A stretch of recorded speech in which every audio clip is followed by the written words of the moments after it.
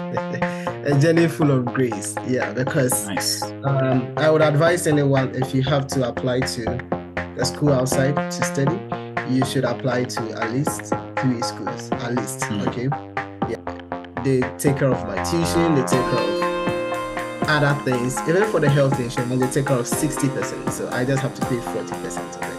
Yeah, so let's see, I tell people that it's kind of like an 80% scholarship. BST, Kwame University of Science and Technology, communication design. First time I was bounced, I didn't have the passion for it. I would just drop it and like, okay, I'm not doing this again. And then that is it. Yeah. I mean, you guys sell images as a graphics before sell images was a group that placed us on that pedestal for people to know that, oh, you do photography, you do videography, because the more we kept interacting with you guys, everybody got to know that these people were filmmakers. And that was how we got our exposure, low key. Yeah, maybe you didn't know that, but then low key, that was the way we got our exposure. It was through YouTube.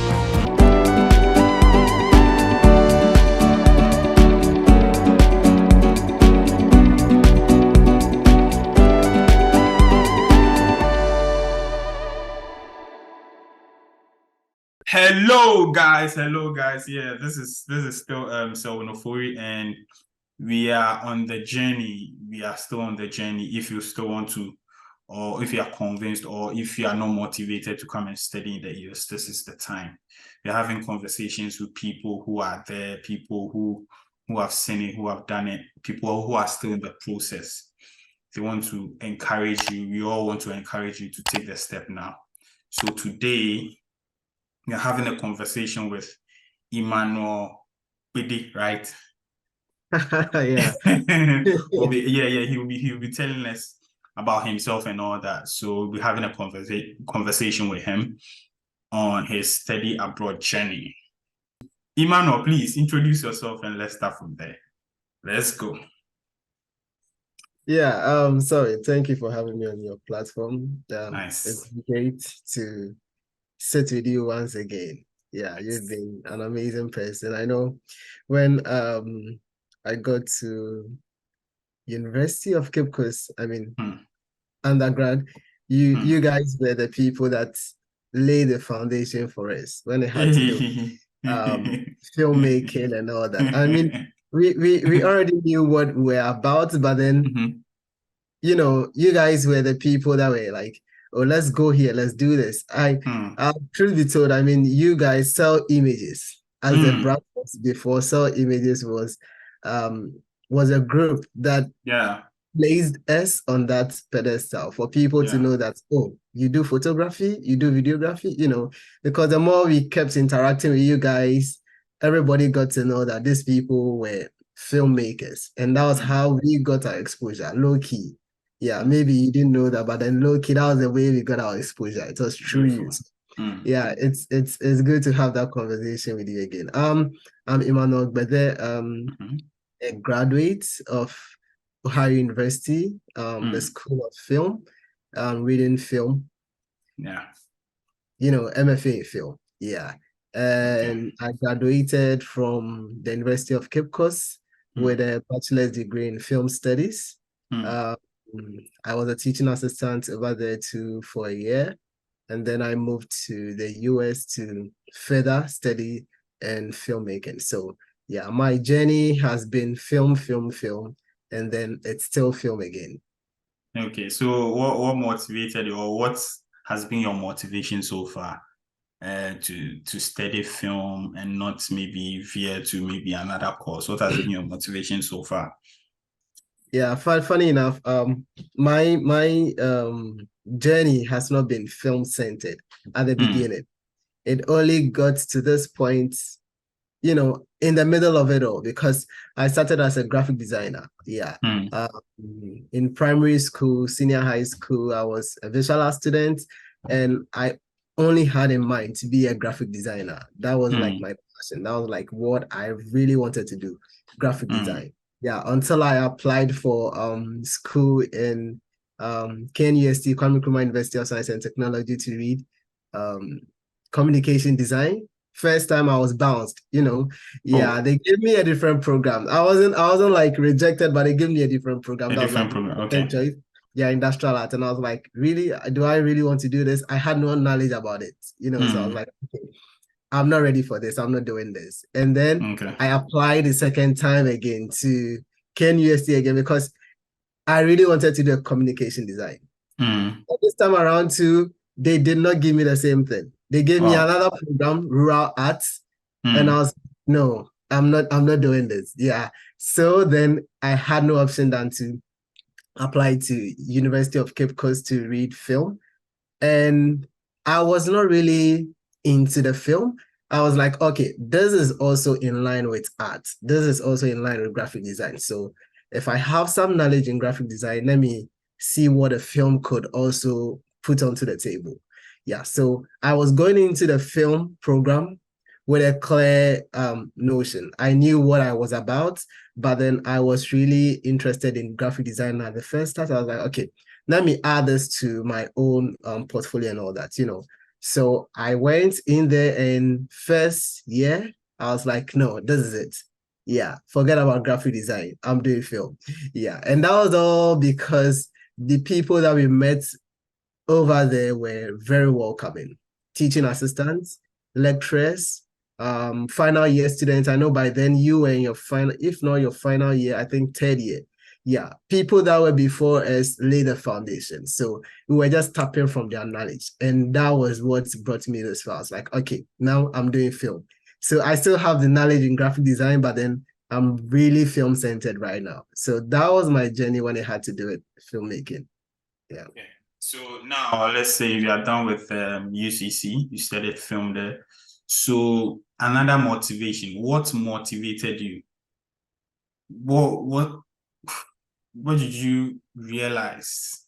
And you told yourself, Emmanuel, no, after UCC, I must further my education and come to the US. They say that what works for you, you don't leave it. Okay. If you leave whatever works for you to go pick something else that does not work for you, it means you're starting from the scratch again. Yeah. And I have come very far with filmmaking to some extent. Yeah. And I just realized that no, that was the passion now. Yeah. I just realized that the whole passion had to do with the whole concept of the whole field of arts. Yeah, because I did well with graphic design, photography, videography, and now filmmaking. I know videography and filmmaking move hand in hand, but there's a clear difference when it has to do with, let's say, wedding videographer and then a filmmaker. So the motivation was just about the passion that I have for it. Yeah, what was driving me all this while was the passion, because trust me, even till now, we had a film that we shot weeks ago. I was the DP for the film set. And after the whole shoot, I told the director, he's a friend of mine, Peter Owusu. I told the director that I really need to go on break. I don't want to do anything filmmaking again. Because I felt like what I really wanted to master, I've not gotten it, because it's like, it's not as if I'm doing the same mistake over and over again, but then I feel like what I print in my mind, it doesn't come out exactly as such. So I'm like, do I really need to go on a break? Yeah. But then later I realized that it had nothing to do with that. It just had to do with more practice. I've not had too much exposure with that. I'm still learning, and I can't learn everything in one bit. It has to do with little bits to make it that big. So then I realized that, okay, even what is pushing me down is the same thing that is pushing me up. So it is the passion of it. Yeah. If I didn't have the passion for it, I would just drop it and be like, okay, I'm not doing this again. And then that is it. Yeah. But then it goes down, and then I watch a few videos, I watch a few stuff, and I'm like, I can do this. I need to do this. And then I rise up again. So it was just the passion that was motivating me over and over and over again. So, I mean, if anybody has any passion in anything, forget what their parents and what their friends are going to say. They're still going to thrive in that. Yeah.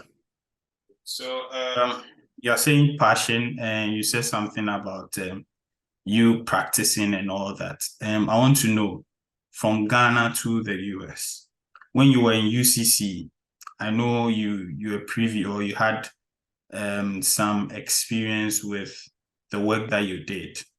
And I know you fell short of a lot of things because we didn't have equipment in UCC, all these things to aid your progress and all that. And now you're in the US. I'm sure, I want to be sure that the equipment's there to aid you to make you progress. Can you tell us the striking difference when you go to your school? You realize that, okay, in UCC, I didn't get this, but here I'm getting these things to work with. Tell us the striking difference, and let's see how the growth has been so far. Yeah, there is a clear difference to the teaching and learning in Ghana and then the teaching and learning in the US. Yeah.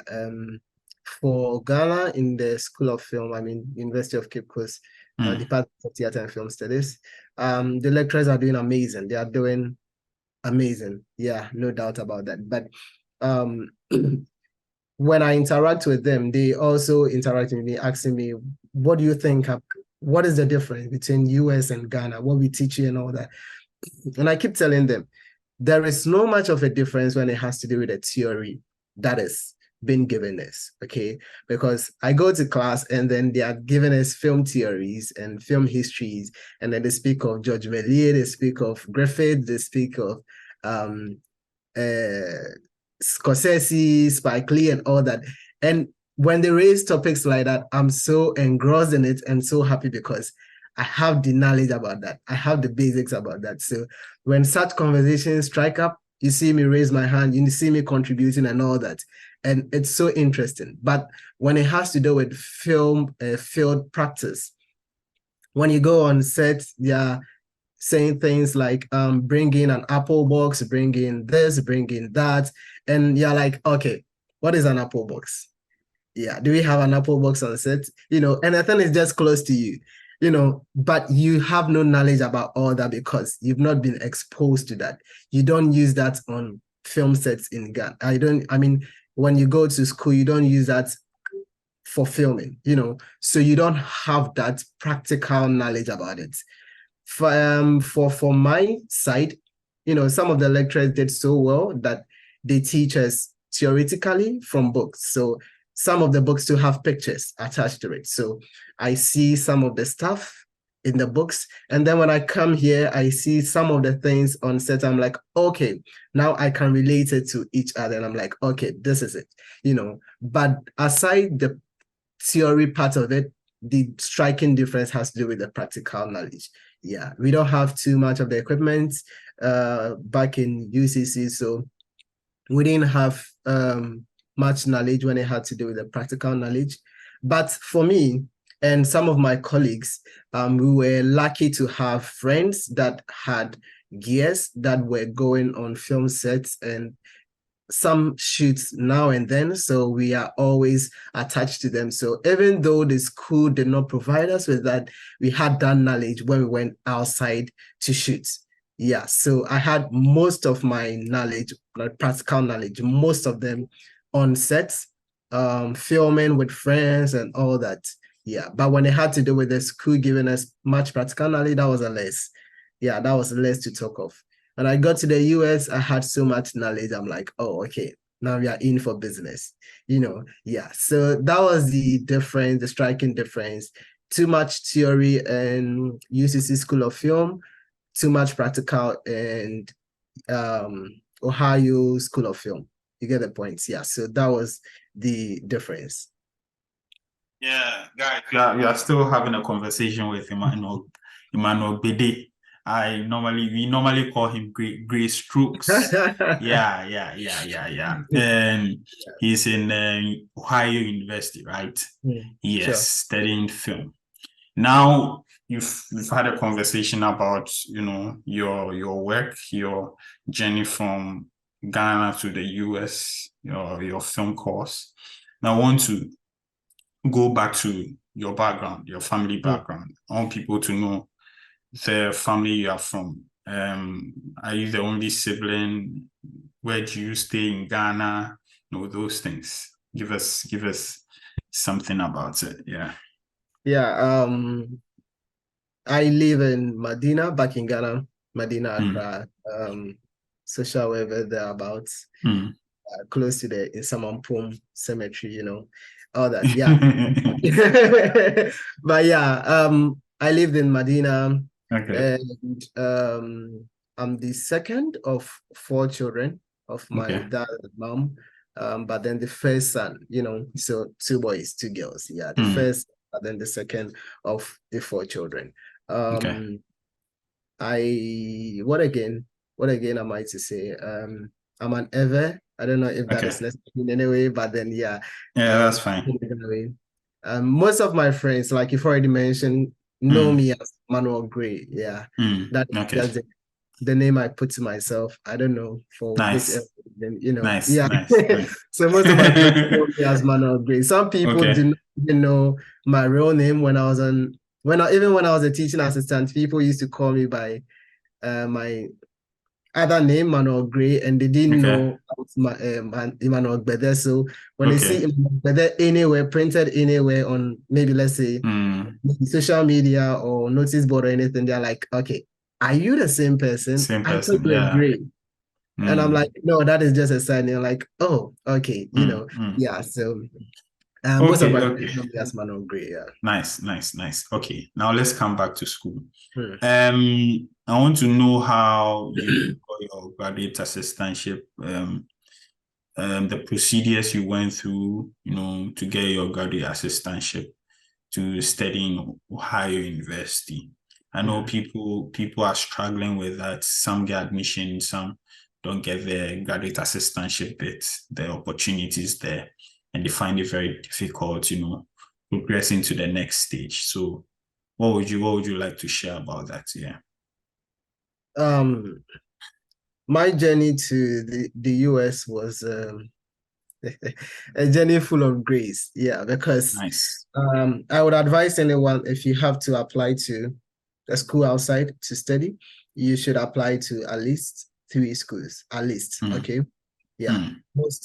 Feel free, go 4, 5. If you can push it, if you have people that are going to recommend you, with the recommendation letters and things, feel free to push it. Yeah, but at least 3.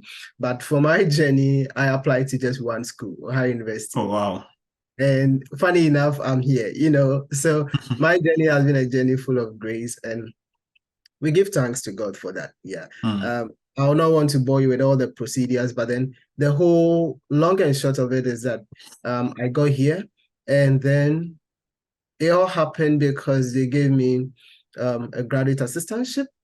It's upon admission. When you are admitted at least for the School of Film, that is how they do it. For other departments, it's different. For the School of Film, what happens is that upon admission, you are given a graduate assistantship. So the moment you have been given a letter of acceptance, like congratulations, blah, blah, blah, blah, then it comes with the scholarship. Yeah, it comes with that assistantship. And the only way you can redeem that scholarship is kind of what service can you also render to us in exchange of the scholarship is the graduate assistantship. And what form of graduate assistantship? For me, when I got here the first year, I was working with the School of Film equipment room. So I was a staff at the equipment room. So kind of every gear that the students are going to use for filmmaking, I am responsible in collaboration with other people. I'm responsible to make sure that they are checking out equipment that they know how to use. If they don't know how to use it, then we have to train them on how to use it.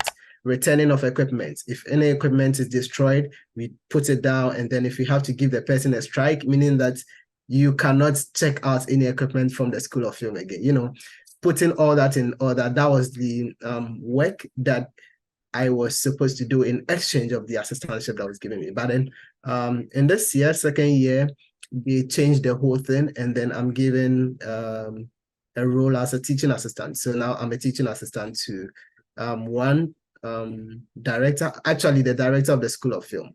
Yeah, I'm a teaching assistant to him and doing teaching assistant duties. So my whole graduate assistantship is about its relation to teaching assistantship, and that is what gives me the scholarship. Yeah, it's for mine. It's not 100% scholarship. I have to pay some fees in exchange. I mean, some fees to make it complete. Yeah, and most of that has to do with just health insurance. So they take care of my tuition, they take care of other things. Even for the health insurance, they take care of 60%. So I just have to pay 40% of it. Yeah. So let's see. I tell people that it's kind of like an 80% scholarship that I've been given. Yeah, but that is better than that, Yeah. So yeah, that was the journey for my graduate assistantship. I don't know if I answered the question, but then yeah, that is how it is for me. So we'll stop here and come back later.